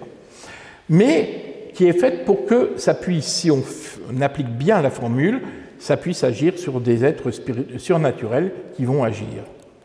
De manière très concrète, vous avez déjà certainement dû entendre parler des coupeurs de feu ou des barreurs de feu, qui utilisent, soi-disant, des prières secrètes, mais en réalité, c'est des incantations. Et je voudrais vous en montrer, parce que c'est des prières secrètes qui ne sont pas si secrètes que ça, hein, on en trouve... Regardez comme une prière. Si nous on prie, on va s'adresser à Dieu, Seigneur mon Dieu, donc on s'adresse à Dieu. On lui rend grâce, il y a de l'humilité. Et on demande par l'intercession de Marie, de Raphaël, des saints, etc., de guérir une personne bien précise, qu'on l'on nomme.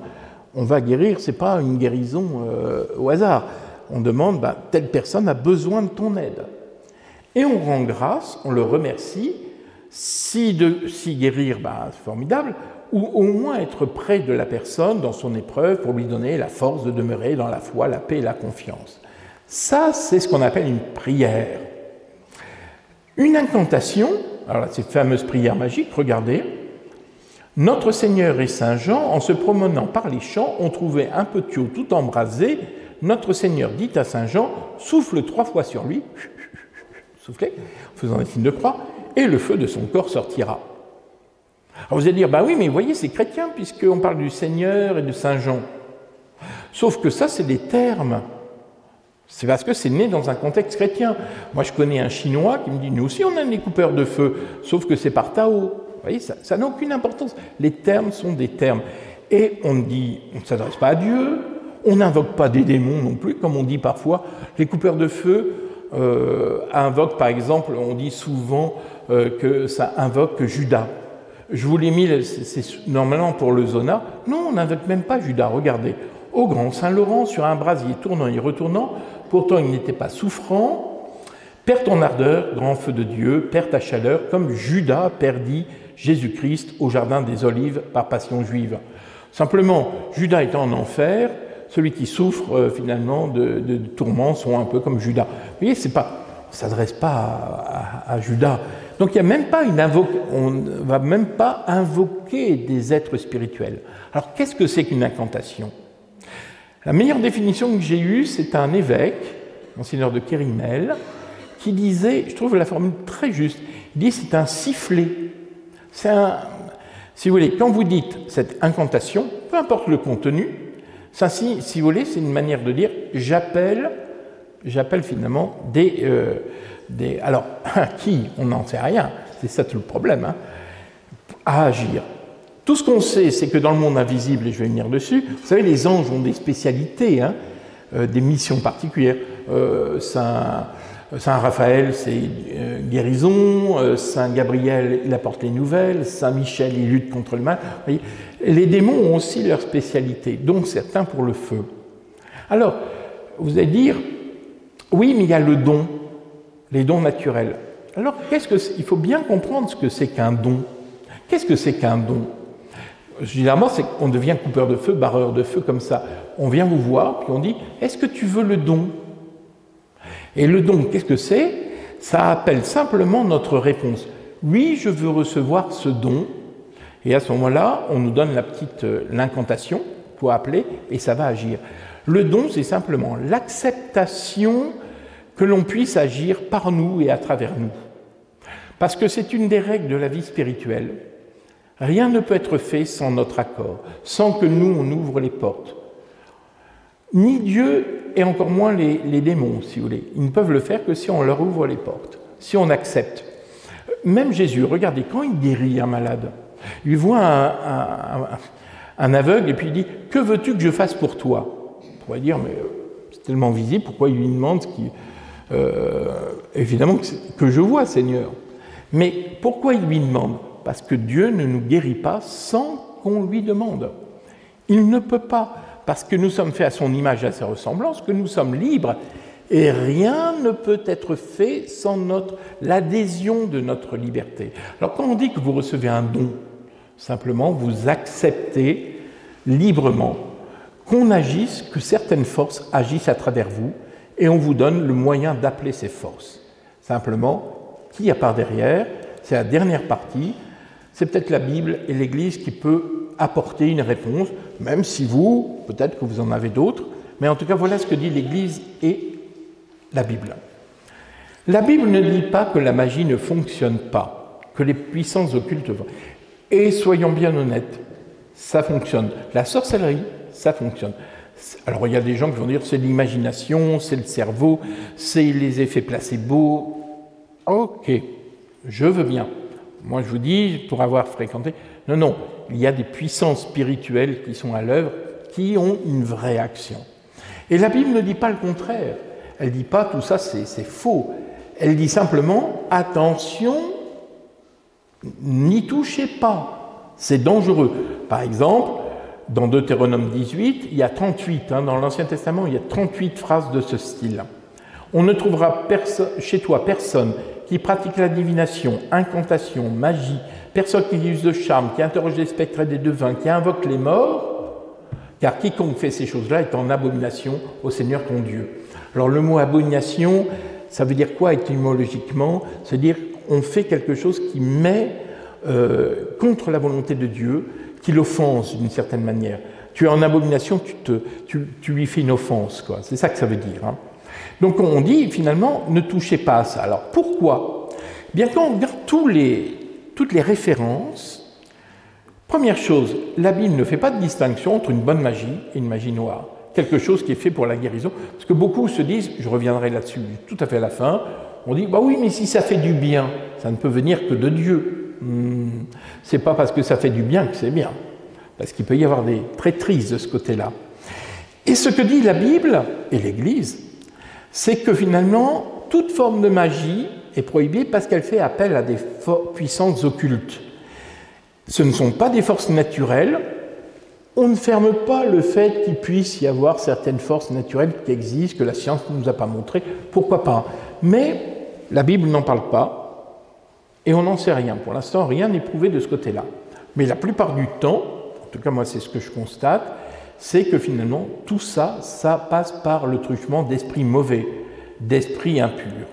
Alors de quoi s'agit-il? Alors vous savez que l'Église nous dit qu'il y a un monde visible, que Dieu a créé un monde visible et un monde invisible. On le dit dans le credo. Qu'est-ce que c'est que le monde? Alors, le monde visible, c'est le nôtre, qui a ses lois, les lois physiques, chimiques, électromagnétiques, etc. Ses propres lois. Et puis il y a un monde invisible, des êtres spirituels, non corporels. Ce qu'on appelle les anges. C'est une vérité de foi.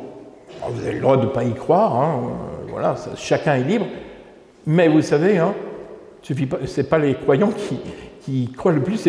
Moi j'étais surpris que ce n'est pas dans l'Église qu'on croit le plus aux anges et aux êtres spirituels. C'est plutôt dans tout le monde ésotérique et tout ça, qui savent très bien qu'il y a un monde. Il y a un monde invisible. Et la Bible nous montre que ce sont des êtres libres, comme nous sommes libres aussi, et que certains se sont détournés de Dieu. Vous connaissez, je n'insiste pas, ceux qu'on appelle les anges déchus, dont le chef de file est Satan.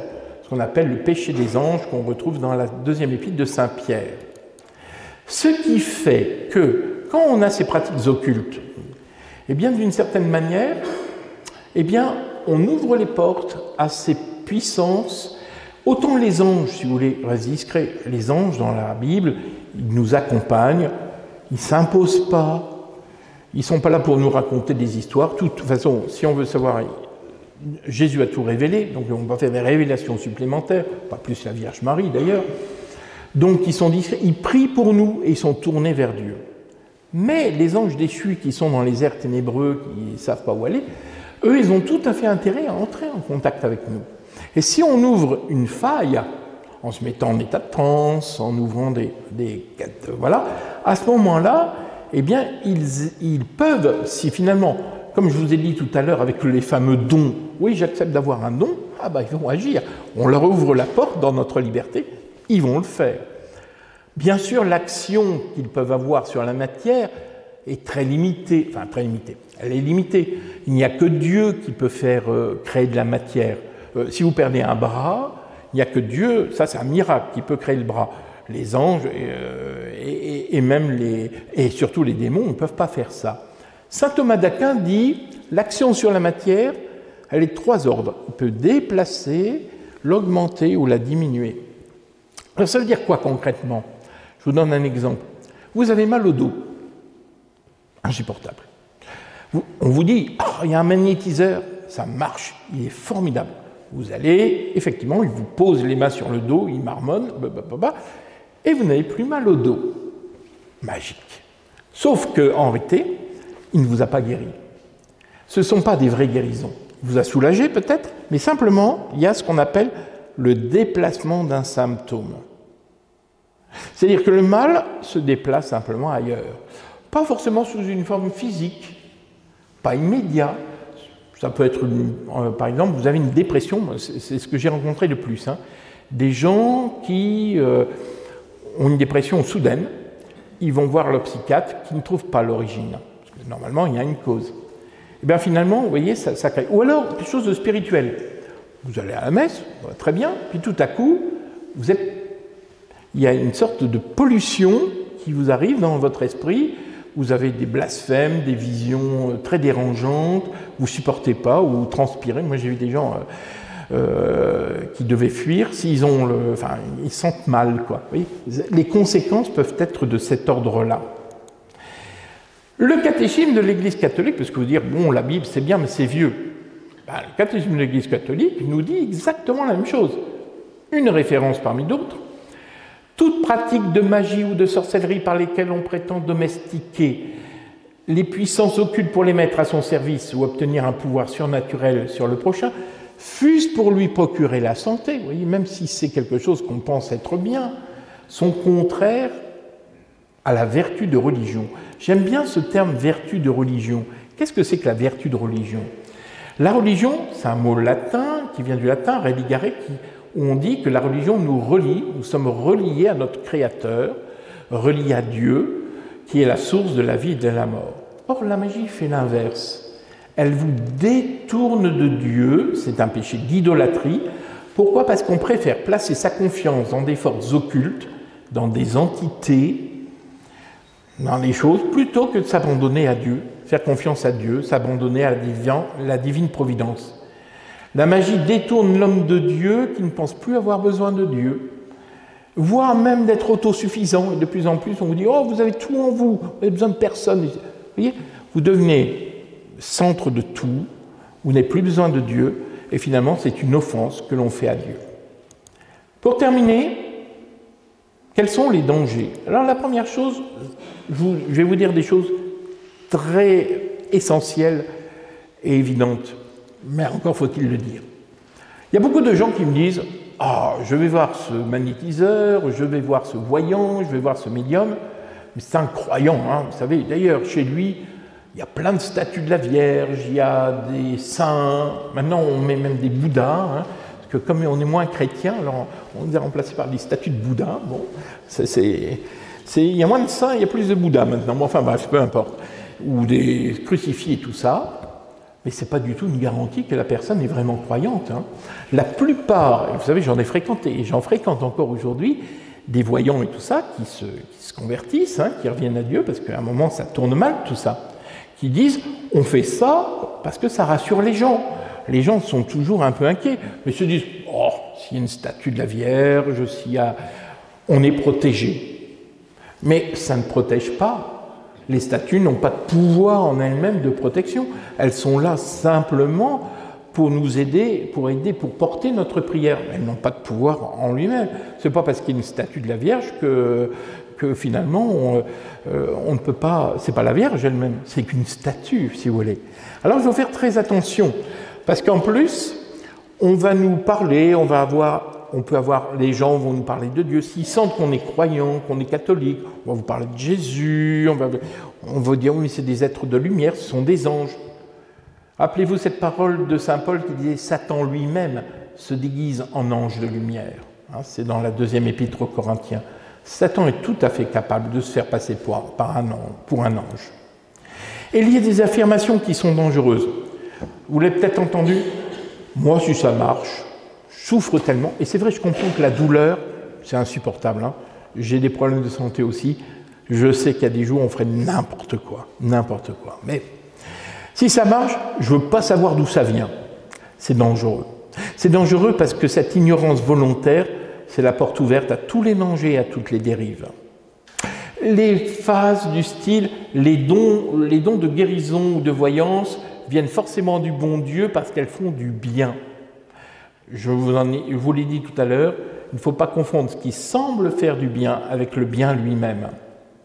Spinoza, qui n'est pas un auteur chrétien, mais disait une phrase qui va bien dans son contexte, il disait « Le bien du moment, le bien qu'on a là immédiatement, n'est pas forcément le bien de demain. » Parce que ce bien de maintenant peut se transformer. Et là, je m'appuie sur un docteur en psychologie, en psychopathologie, qui est sorti dans un documentaire que vous pouvez voir, qui est passé sur KTO la semaine dernière, lundi dernier, qui s'appelle « Lumière sur l'occultisme ». Vous pouvez le trouver facilement en podcast ou simplement sur YouTube. Regardez-le, c'est très intéressant. Où il y a 4 témoins qui vous racontent tout ce que je vous dis, vous allez tout réentendre. Et il y a un docteur en psychologie qui s'appelle Nicolas Sajus qui disait ceci. Alors lui, il n'est pas croyant, je vous le dis tout de suite, mais voilà ce qu'il constate, parce que finalement, il constate quand même. On peut assister à l'abolition de certains troubles. Ah, ça va mieux, mais en différé, c'est-à-dire plus tard, il peut se passer des choses très graves, des décompensations psychiques. C'est-à-dire, ça va mieux sur le moment, mais il dit même des mois et des années plus tard. Et là, c'est un psychologue qui dit ça, vous voyez. C'est ce que je vous parlais tout à l'heure du déplacement du symptôme, et c'est très curieux parce qu'il emploie le même terme.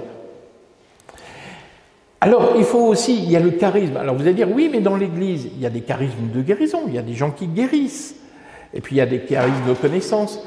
Il ne faut pas confondre don et charisme. Un charisme, c'est quelque chose qui est donné dans le cadre de la prière pour un bien, mais c'est pas, vous voyez, ça accompagne les signes.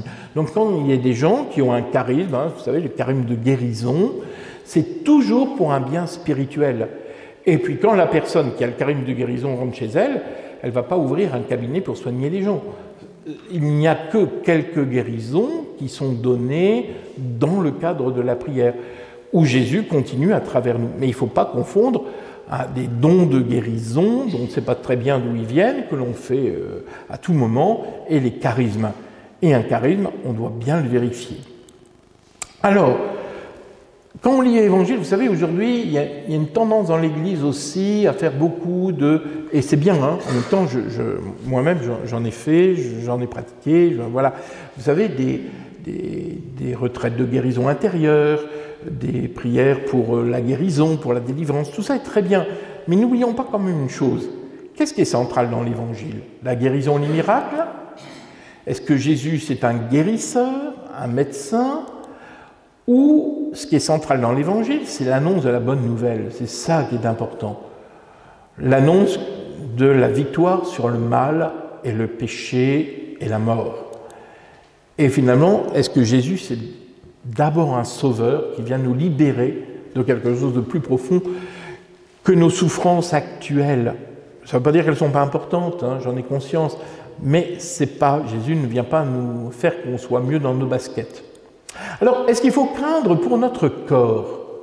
Souvent, quand les gens me disent « si j'ai fait ça, qu'y a-t-il comme danger ?» J'ai dit « creusez un peu. » Souvent, est-ce que je vais attraper une maladie? Est-ce que tout ça? Je vais être honnête, le corps, ce n'est pas ce qui craint le plus. Sauf qu'il y a des fausses guérisons. J'en ai parlé, je ne reviens pas. Et parfois aussi, quand on fait passer... Moi, je suis dans un village où il y a beaucoup de pratiques de ce style. Et quand les gens tombent malades, je suis surpris, même des catholiques, pratiquants, des amis, quand ils tombent malades, ils ne vont pas voir le médecin, ils vont voir même un prêtre qui impose les mains, machin, très bien. Le seul problème, c'est que quand ils décident d'aller voir le médecin, c'est parfois un peu trop tard. Donc attention, parce que c'est pas... si Dieu a donné l'intelligence aux hommes, c'est aussi, et des médecins, c'est pas pour rien, c'est pas pour croire que magiquement les choses vont disparaître comme ça. D'un point de vue psychologique, on craint plus, parce que vous voyez, le problème, c'est que cette mentalité magique dont on a parlé, là, vous voyez, une guérison immédiate, la petite technique où ça va marcher tout seul, sans changement, ça nous met dans une immaturité psychologique. J'ai un ami qui est médecin, spécialisé dans la douleur.